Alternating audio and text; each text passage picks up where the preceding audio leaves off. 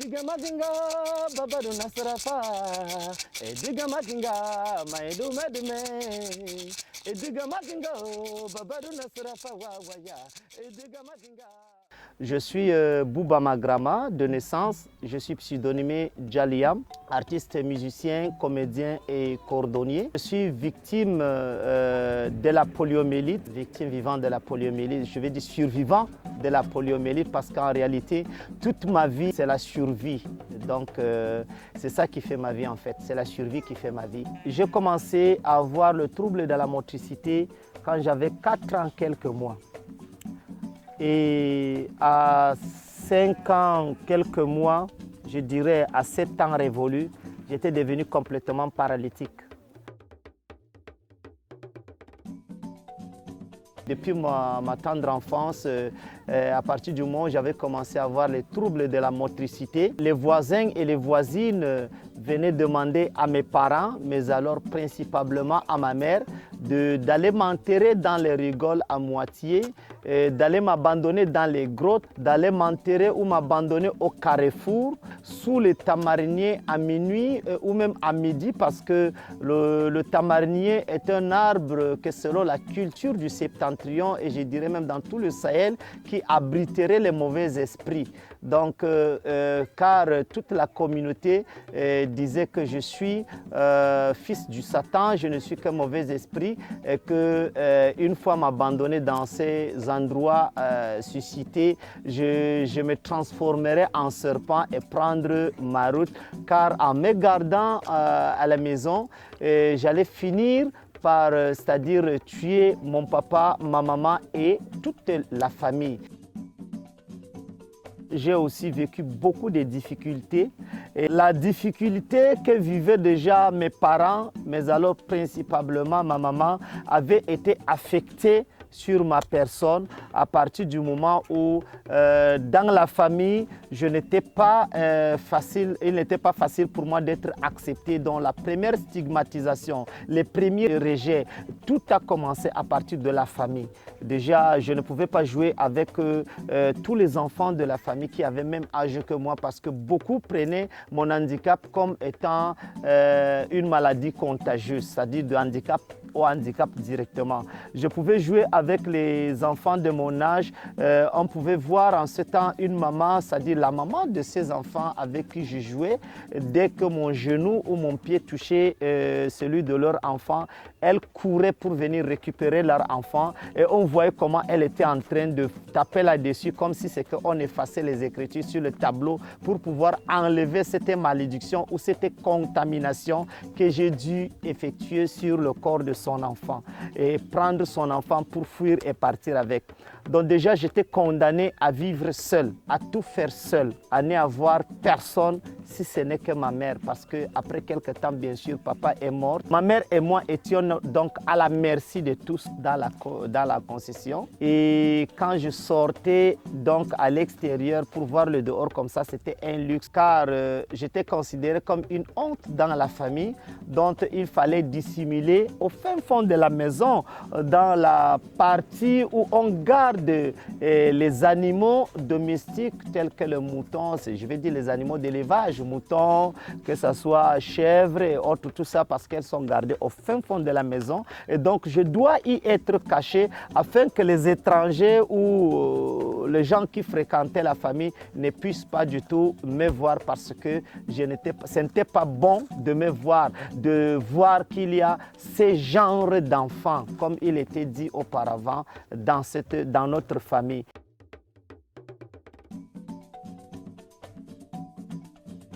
Au niveau scolaire, c'était tout autre chose, car je me souviens à un temps où je faisais, je crois, CE2, je n'avais pas les moyens pour m'offrir le sac. Étant handicapé, ce n'était pas facile pour moi de pouvoir tenir déjà mon cahier, mon ardoise, et peut-être la craie ou le bic et pouvoir me déplacer pour me rendre à l'école. Alors il fallait que je crée un moyen pour pouvoir me déplacer et avec tout mes choses. J'ai fabriqué un sac avec le carton et comme je suis cordonnier, j'ai appris la cordonnerie depuis ma tendre enfance, donc j'ai fabriqué le sac avec le carton et aux formes de la mallette. À l'école, ça en était encore autre chose parce que le table-banc que je partageais, ce n'était pas n'importe qui pouvait accepter de venir s'affaisser avec moi. Déjà, les enseignants, ce n'était pas n'importe quel enseignant qui pouvait m'accepter ou même m'adresser la parole telle qu'il les adresse aux autres élèves de la classe. Je voudrais aussi vous parler de ma vie actuelle parce que je suis responsable d'une association surnommée Association Clin d'œil Djaliam, en abrégé ASCOD. Donc je suis aux côtés des personnes vivant avec le handicap, aux côtés de la communauté. L'association Clin d'œil Djaliam a, n'est-ce pas, 11 objectifs, dont la première que je vais vous dire ici, qui englobe beaucoup d'aspects de la vie, qui est celle de rétablir l'intégrité et la dignité des personnes vivant avec le handicap par les moyens de pratique des activités socio-culturelles, sportives et économiques. Je suis Soso Thomas, appareilleur au centre de rééducation de l'hôpital de Tokombéré. Je suis arrivé ici depuis 1989. La prise en charge était un peu délicate parce qu'il fallait que les parents passent du temps ici en rééducation et que ce n'était pas facile pour eux. On avait une blanche qui s'appelait Marie-Françoise, c'est elle qui prenait la partie rééducation et après on a pu former un kiné. Sinon la prise en charge n'était pas facile par rapport à la polymélie puisqu'il y avait beaucoup de cas. Le dernier cas officiellement dans notre localité à Tokombéré, c'est en 1995. Dernier cas de polymélie, ça veut dire qu'on a vécu beaucoup de cas des enfants polio ici. Oh, cet endroit plein de souvenirs. Il n'y a que la joie, la reconnaissance, l'émotion. En fait, c'est plein de vie parce que beaucoup de choses qui font partie de ma vie ont été constituées et construites à partir d'ici.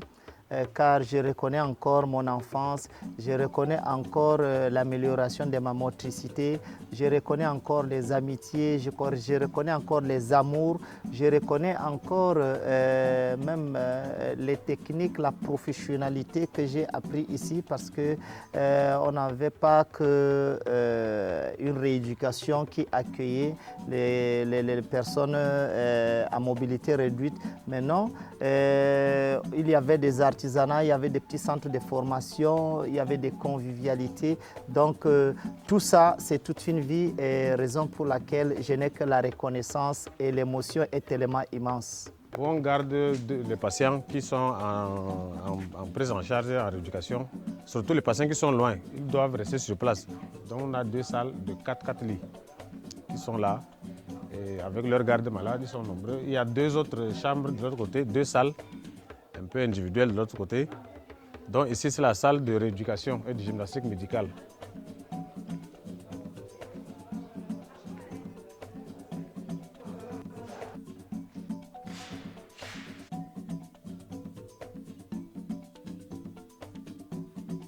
Nous avons transformé en four pour thermoformer nos plastiques. Et là, ça va jusqu'à 300 degrés même, 310 degrés, et ça thermoforme. C'est la salle de consultation. Comme vous voyez, tout patient qui arrive à la consultation, donc on les consulte tous ici avant de décider s'il faut faire un appareil ou bien s'il faut faire de la rééducation. La prise en charge, techniquement, je crois que déjà dans toutes les salles que vous avez eu à visiter, le matin, on se retrouvait là pour ceux dont il faut peut-être agrandir le plâtre ou bien remplacer. Ça se passe dans l'autre salle et puis pour ceux qui n'avaient pas besoin de ce service, on les amenait dans la salle-ci où tous les entraînements, que ce soit pour la marche, que ce soit pour les stations debout, que ce soit pour certains mouvements, tout s'y passait là à l'intérieur. On avait aussi une salle de l'aire des jeux là-bas derrière la grande salle. On avait aussi l'aire des jeux sportifs qui était là parce que je vous rappelle que le premier terrain de basketball dans l'arrondissement de Tokombéré, c'était pour nous les personnes handicapées. Et jusque-là, il y a encore, je vois encore notre panel de basket. Donc c'est pourquoi je vous dis que cet endroit est plein de vie pour moi.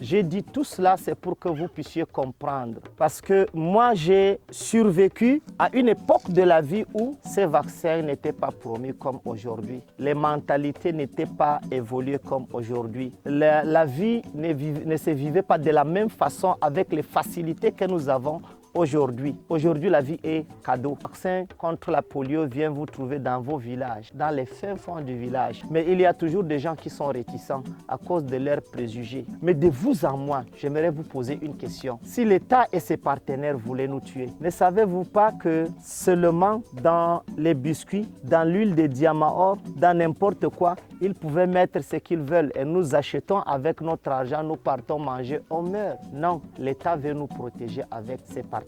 C'est pourquoi ces vaccins que nous refusons là, ça coûte des centaines de milliers de milliards à l'État et il le fait pour nous protéger. Ceux avec qui il travaille n'ont qu'un seul souci, d'éviter que de nouvelles victimes s'opèrent, que de nouvelles enfants deviennent handicapés comme moi. Et la seule responsabilité qui empêche que cette envie de l'État, avec ses partenaires, de protéger les enfants soit atteinte, c'est votre réticence, votre incompréhension, vos préjugés. Vous vous trompez. Et si vous continuez à vous tromper, vous ne serez pas différent de ceux-là qui ont continué à commettre la vieille erreur que j'ai dit, c'est de penser que je n'étais qu'inutile. Car mon utilité, je le dois aussi à cette présence que j'ai devant vous, de vous dire que regardez comment je suis.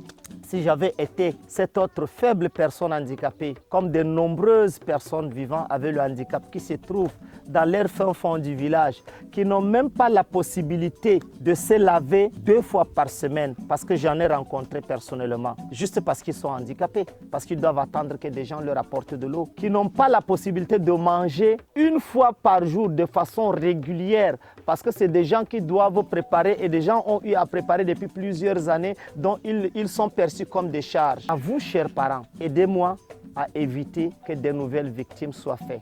Ainsi, l'objectif de l'État sera atteint et ses partenaires seront satisfaits. Et ces milliers de milliards qui sont dépensés pour notre cause sera justifié. Et vous serez des personnes qui auront permis au Cameroun d'atteindre son émergence à l'horizon 2035 avec 0 enfant victime de la poliomyélite.